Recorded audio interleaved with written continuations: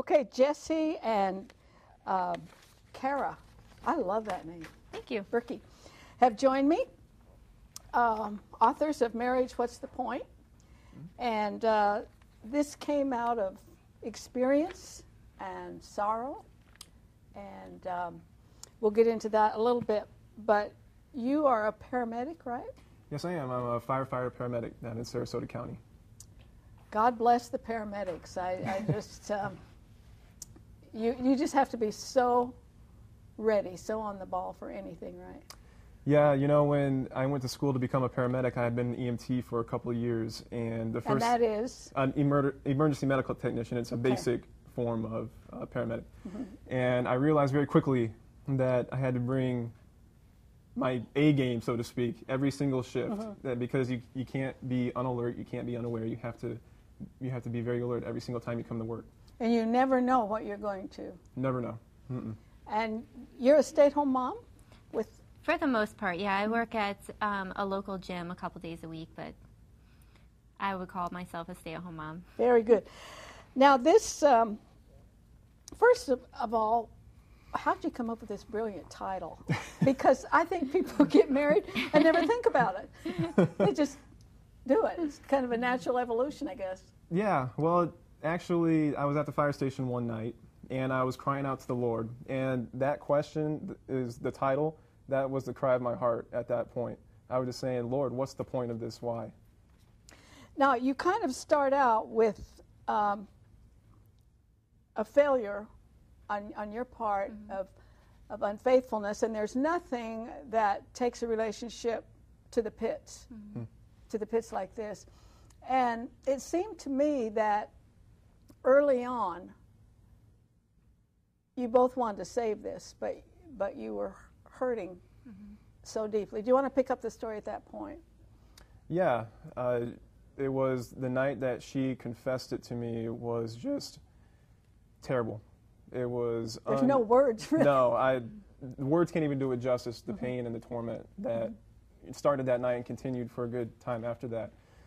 But what God did in that night was such an amazing testimony of His glory, because I'll tell you, myself, in the flesh, I wouldn't have been able to do what I did that night, which was forgive her, actually speaking out that forgiveness. That night, right? That night. And that was totally a God thing. I will remove myself as much as I can from that, because there's no way I could have done that on my own.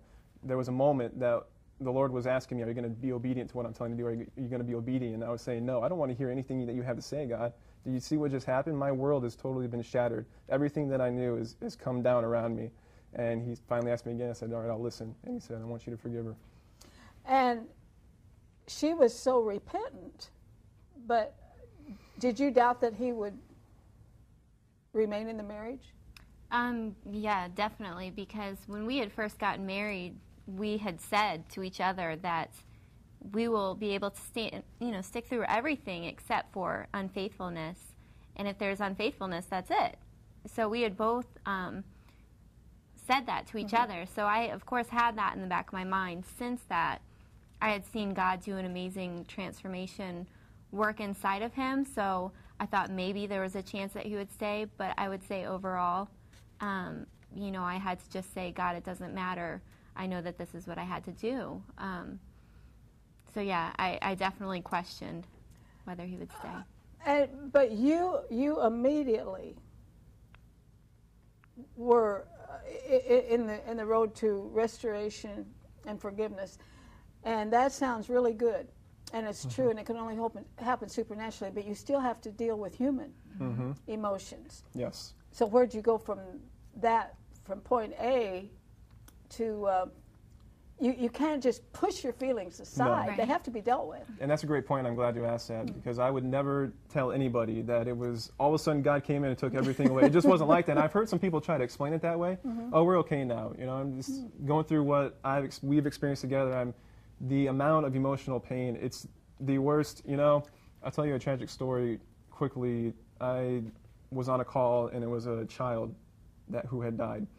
And we got to the hospital, and I took some time to pray with the parents, and I got to have a taste of that emotion. And I will tell you, the trauma and the emotion of unfaithfulness or betrayal in a marriage parallels that of losing a child. It's that intense. It's the most traumatic thing.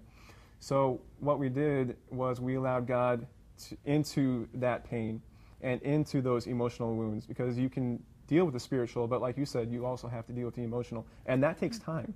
And that's something I had to learn, because I was trying to gauge my survival, or how good I was doing at getting past this based on how I was doing spiritually. Was I keeping out the enemy where he would try to attack?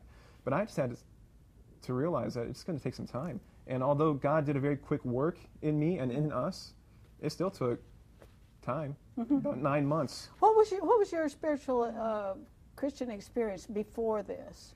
Before this You event? were like raised in a Christian family, went to Sunday school and church. Yes. Yeah.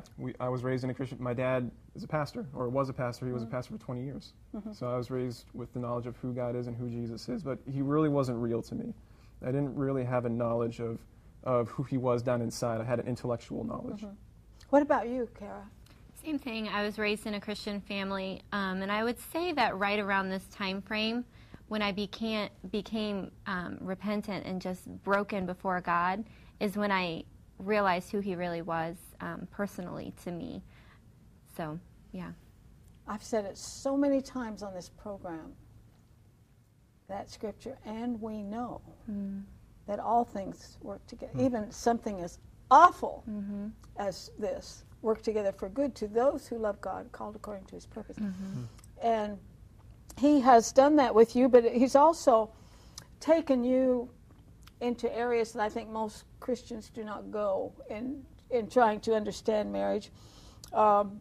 You mentioned the statistics are troubling, that Jewish marriages fall apart 30%, Christian marriages 27%, might even be higher than that. Now, and so when you got married, why did you? Did you think about a point of marriage before you went into it? You fall in love and this is what we do.